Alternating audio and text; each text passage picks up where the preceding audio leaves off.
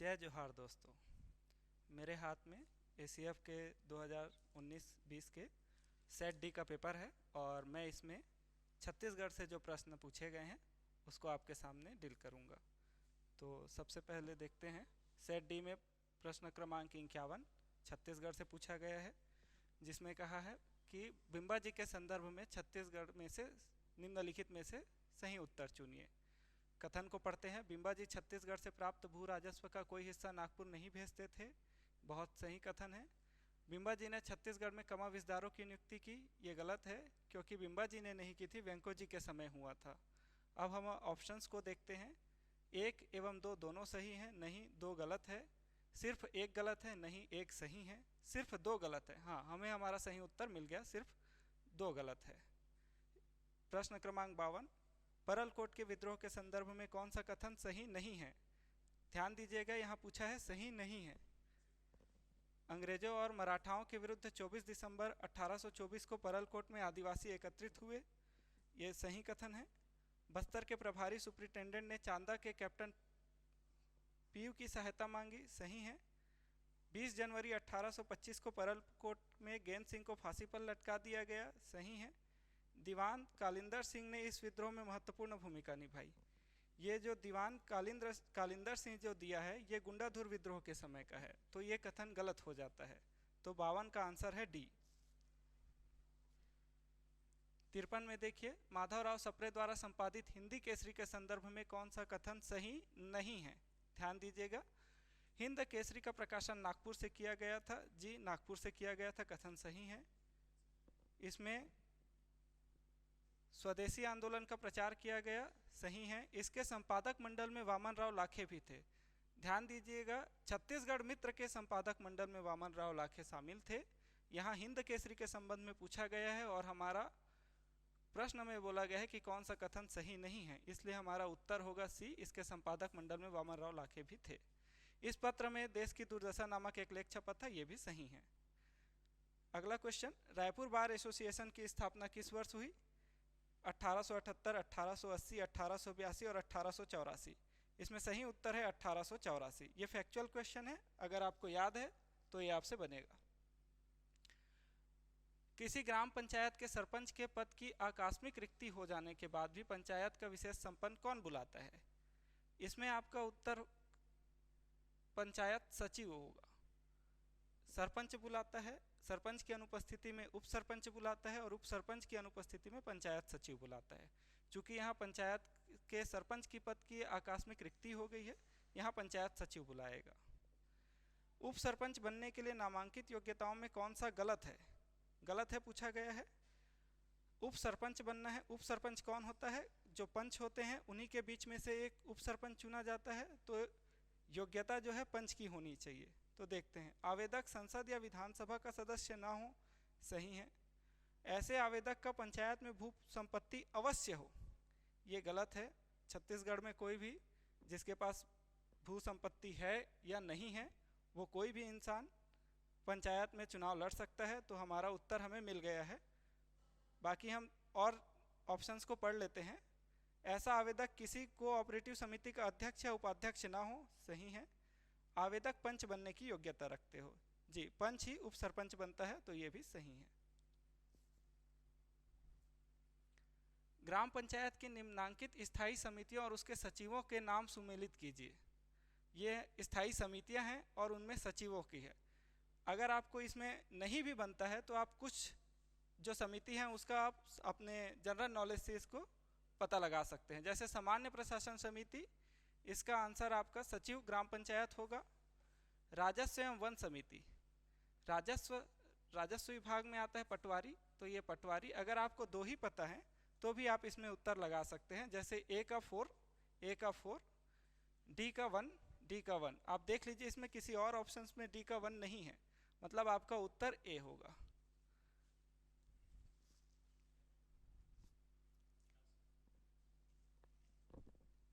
जनपद पंचायत की बैठकों का आयोजन करता कौन होता है?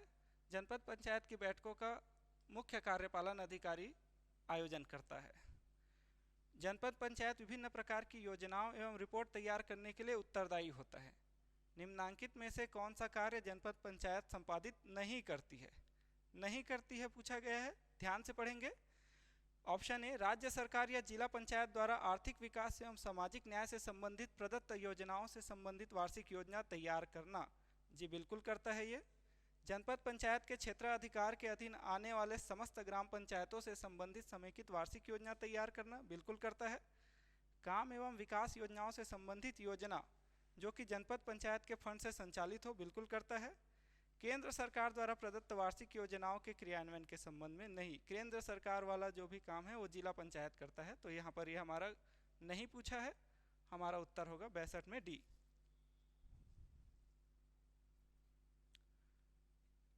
63 सूची 1 का सूची 2 के साथ मिलान करना है और सही उत्तर देना है। तो हमें पता है पंथी गीत हमारे राज्य में कौन गाता है, तो सतनामी समाज का प्रसिद्ध नृत्य गीत है।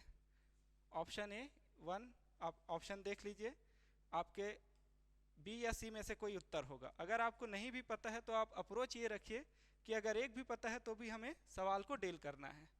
रैला गीत कौन गाता है? रैला गीत से ही समझ आ जाएगा आपको कि ये जनजातीय गीत है। आप ऑप्शंस पढ़ लीजिए।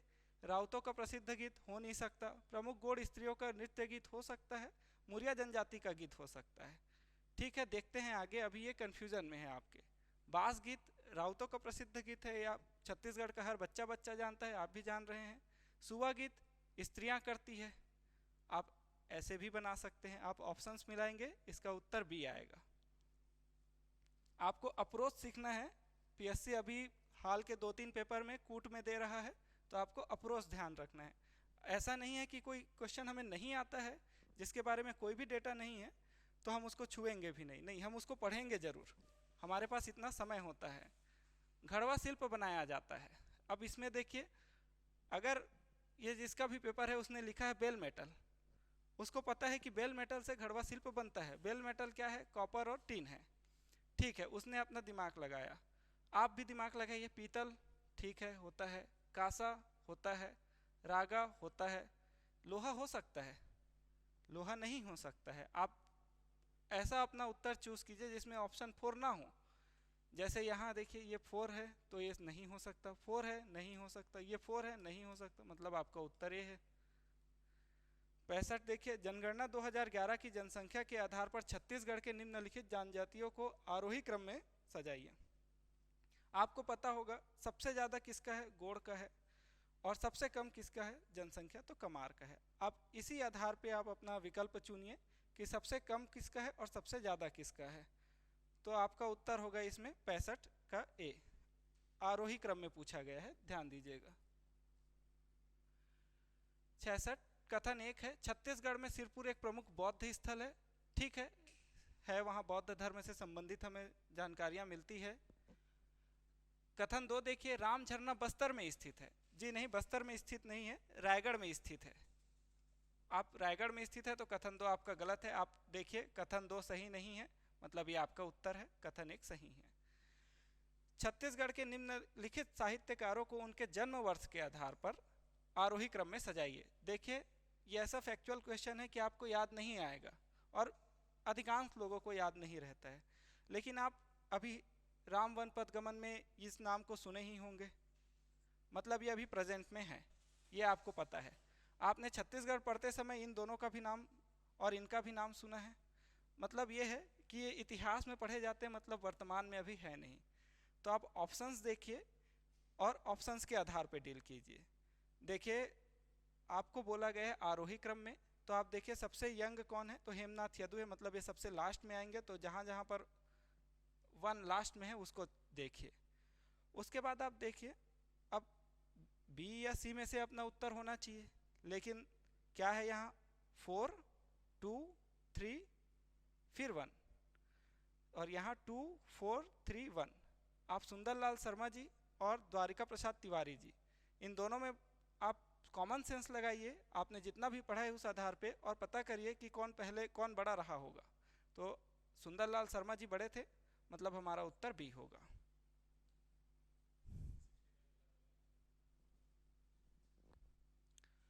गोरिया खेत के करिया बीज का तात्पर्य क्या है? तो ये है पेपर और स्याही, ये गोरा है और ये काला है। अरपा पैरी के धार महानदी है अपार, राज्य गीत के रचयिता कौन है? तो डॉक्टर नरेंद्र देव वर्मा है। ये आप सबको पता है, पिछले 2019 के बाद से ये चर्चा का विषय है। सूची 1 और सूची 2 को मिलाना है। अगर किसी को छत्तीसगढ़ी नहीं भी आती है, अगर किसी को छत्तीसगढ़ी नहीं भी आती है, तब भी इस प्रश्न का उत्तर बना सकती है या बना सकता है। लबरा देवता और खरी के अठवाही, लबरा यानी झूठा, आप मिला लीजिए, सी का 2, सी का 2, ये हो सकता है या ये हो सकता है। कमैया बर भाजी भात और खुशहा बर सुहारी, मतलब जो काम करने वाला है उसको क्या दे रहे हैं? भाजी खिला रहे हैं, और जो सुख में है उसको पूड़ी खिला रहे हैं। तो आप देख लीजिए, मिला लीजिए, इसको पढ़िए। गुलर का फूल हो नहीं सकता, योग्य व्यक्ति के साथ भेदभाव करना, डी का 3 हो रहा है। देख लीजिए, अब इसमें आपने 2 ऑप्शंस लगाए हैं, डी का 3 किस में है? यहाँ डी का 3 है, तो आप ये आंसर आपका 70 का भी हो जाएगा। यहाँ अभ्यारण्य दिया गया है और इधर जिला दिए गए हैं। तो आपको पता है सीता नदी राज्य का पहला अभ्यारण्य था। आप मुझे कमेंट में बताइए कब बना था। और इसका है धमतरी। अचानक मार अपने बिलासपुर के पास ही मुंगेली जिले का है।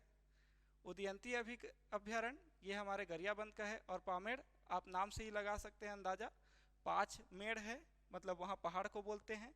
तो पहाड़ वहाड़ कहाँ मिलेगा आपको? बीजापुर में मिलेगा। तो डी का 3। आप ऑप्शंस देखिए, 6 का सी। मैं यहाँ आपको उत्तर नहीं बता रहा, आपको अप्रोच बता रहा है कि आपको कैसे सॉल्व करना है। अगर नहीं भी आता है तब भी सॉल्व करिए। जैसे देखिए, नातेदारी कथन है, कथन 1 है, नातेदारी मानव के रक्त संबंधों को बताता है। बिल्कुल बताता है, इसमें क्या सोचना है। कथन 2 देखिए, विवाह द्वारा उत्पन्न समरक्तता संबंध नातेदारी है।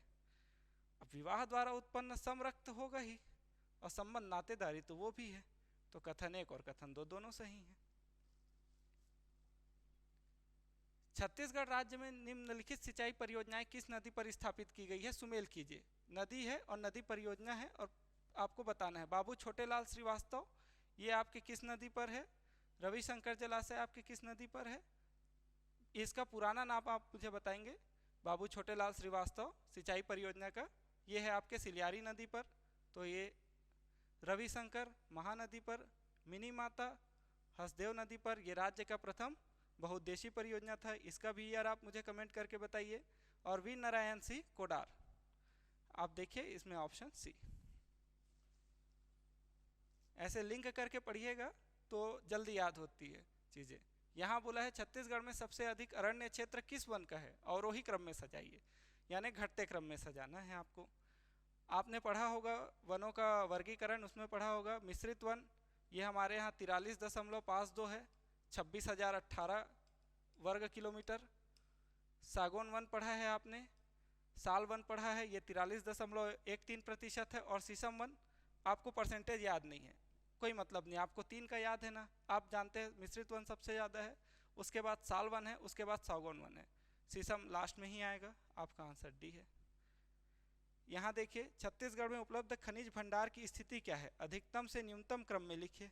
अब इसी प्रश्न पत्र में आपको एक सवाल मिलेगा जिसमें बोला जाता है कि छत्तीसगढ़ कोयले के उत्पादन में प्रथम है। आपको नहीं भी पता तो जो उत्पादन में प्रथम है, हो सकता है उसका भंडार भी सबसे अधिक हो।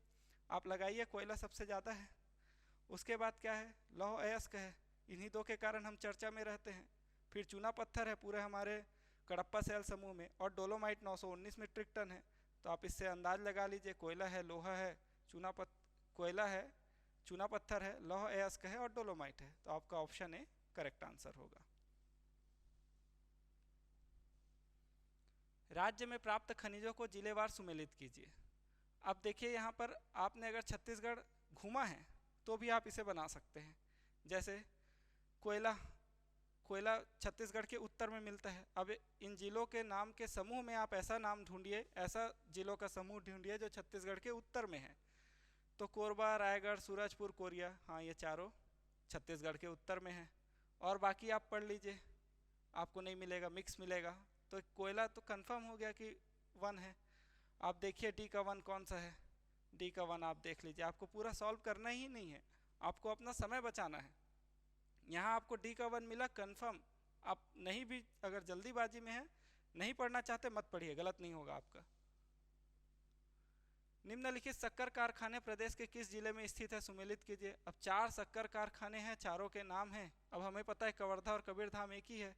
अरे काहे फंसना, आप ये देखो दंतेश्वरी कहाँ है और महामाया कहाँ है। दंतेश्वरी मंदिर कहाँ है, दक्षिण में है। दक्षिण में एक जिला दिया हुआ है यहाँ, बालोद। ठीक, दंतेश्वरी आप बालोद लगा लीजिए। आप महामाया, सूरजपुर में भी महामाया है, रतनपुर में भी महामाया है, मतलब ऊपर साइड है तो महामाया सूरजपुर। आप इसी दो से देख लीजिए। डी का 2 देखिए, डी का 2 एक ही एक ऑप्शन में डी का 2, मतलब बिना देखे उत्तर बी। इस पेपर में समय बचाना था तभी आप मैथ्स का क्वेश्चन सॉल्व कर पाते। राज्य के प्रथम उद्योग का क्या नाम है, तो प्रथम उद्योग क्या था, बंगाल नागपुर काटन मिल। इसके बाद कौन सा था, मोहन जूट मिल। तो इसमें कंफ्यूज नहीं होना, ये 1935 का है, इसका उत्तर ये होगा। छत्तीसगढ़ पंचायती राज अधिनियम में अनुसूचित क्षेत्र की ग्राम सभा की शक्तियों और कृत्यों के बारे में निम्नलिखित में से कौन सी धारा है। देखिए अभी न्यूज़ में था पेशा एक्ट, वहीं से ये क्वेश्चन आया है। ये 129 ग में है, तो इसका उत्तर डी 129 ग होगा। निम्नलिखित में से किन राज्यों की ग्राम पंचायत में महिलाओं को 50% आरक्षण दिया गया है, तो इसमें आंध्र प्रदेश में भी दिया गया है, गुजरात में भी है और छत्तीसगढ़ में भी है। हमारा उत्तर 1, 2 और 3 तीनों होगा। आप यहाँ पंचायती राज पढ़ रहे हैं तो आंध्र प्रदेश से संबंधित एक विशेष फैक्ट है, आप वो मुझे कमेंट करके बता सकते हैं तो बताइए। छत्तीसगढ़ में निम्नलिखित में कहाँ पर संविधान की 5वीं अनुसूची लागू है, मतलब ये पूछ रहा है कि अनुसूचित क्षेत्र कौन कौन सा है।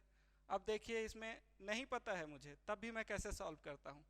धमधा, वैसे तो ये मेरा गृह तहसील है लेकिन फिर भी धमधा जो है दुर्ग जिले में है। दुर्ग जिले में जनजातियों की जनसंख्या कम है, धमधा को काट दीजिए आप। घरघोड़ा और लैलूंगा कोरबा से लगा हुआ रायगढ़ का तहसील है, हो सकता है, डाउट में रखिए। भानु प्रतापपुर तो कंफर्म है क्योंकि कांकेर में है। आप बोलिए आपको 3 बस पता है, आप देखिए 4 जिसमें है उसको काट दीजिए। तो इसमें आपका ऑप्शन हो रहा है 1, 2 और 3, तीनों। 1, 2 तो भानु प्रतापपुर नहीं आ रहा है क्योंकि 3 आपको कंफर्म पता है। 2, 3 आप देखिए 2, 3 या 1, 2, 3। अगर लैलूंगा है तो घरघोड़ा भी होगा, आपको आंसर लगाना है डी। निम्न में से कौन सा या कौन से प्रकाशन छत्तीसगढ़ जनसंपर्क विभाग द्वारा प्रकाशित हैं। इसमें हमारे बापू भी है, पहल भी है, समाधान की तलाश भी है और हमारे राम भी है। ये 2020 के स्टार्टिंग के समय का करंट अफेयर है। अगर आप लगातार तैयारी कर रहे हैं तो आप जान रहे होंगे जब कोरोना आया था, कोरोना के बाद जून 2020 के आसपास हमारे मुख्यमंत्री और राहुल गांधी और अभिजीत बनर्जी ये सारे लोगों का एक कॉन्फ्रेंस हुआ था, उसको इन्होंने इसमें संकलित किया था।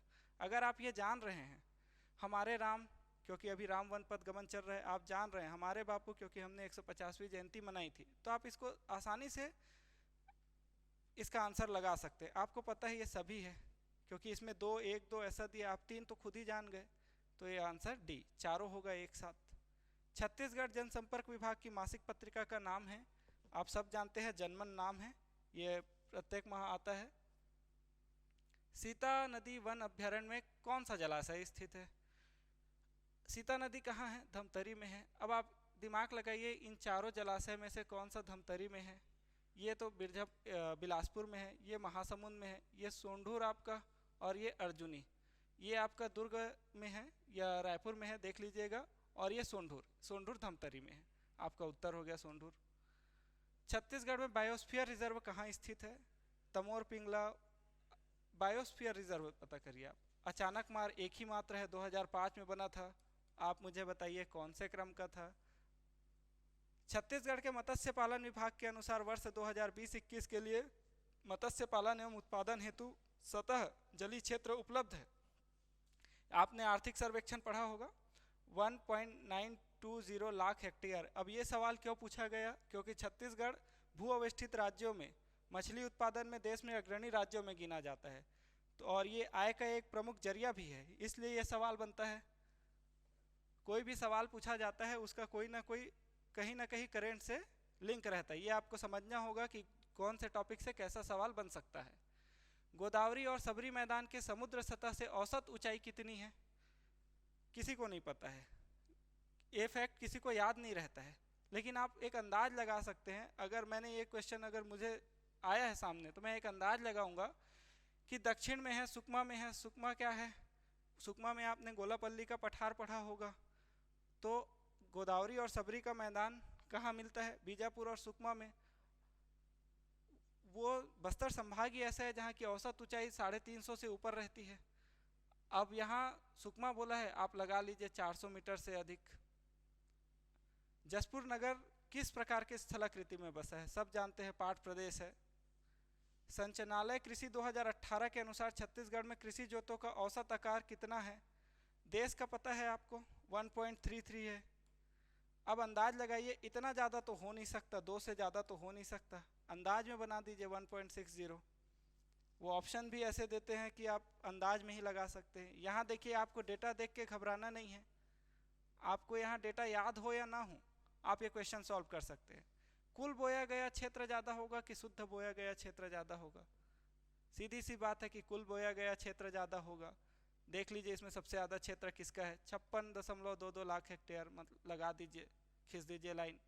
शुद्ध बोया गया क्षेत्र बोला, उससे कम है तो 46.83 खींच दीजिए। शुद्ध सिंचित और कुल सिंचित, आप ऑप्शन देख लीजिए, 2, 3, 4, 1 आपका आंसर बन गया। क्योंकि सबसे कम क्या होगा?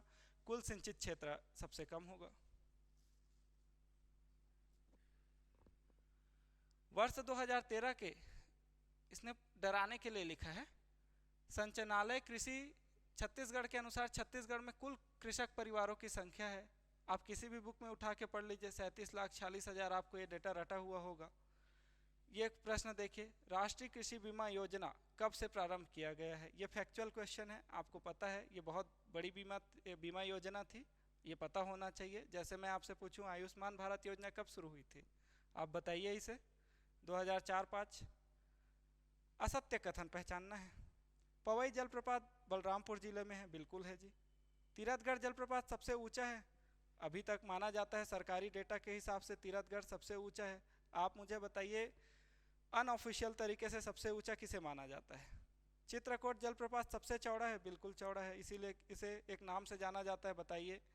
रक्सगंडा जलप्रपात हसदेव नदी पर है? नहीं, बिल्कुल नहीं, ये रिहंद नदी पर। और किस जिले में है? सूरजपुर जिले में है।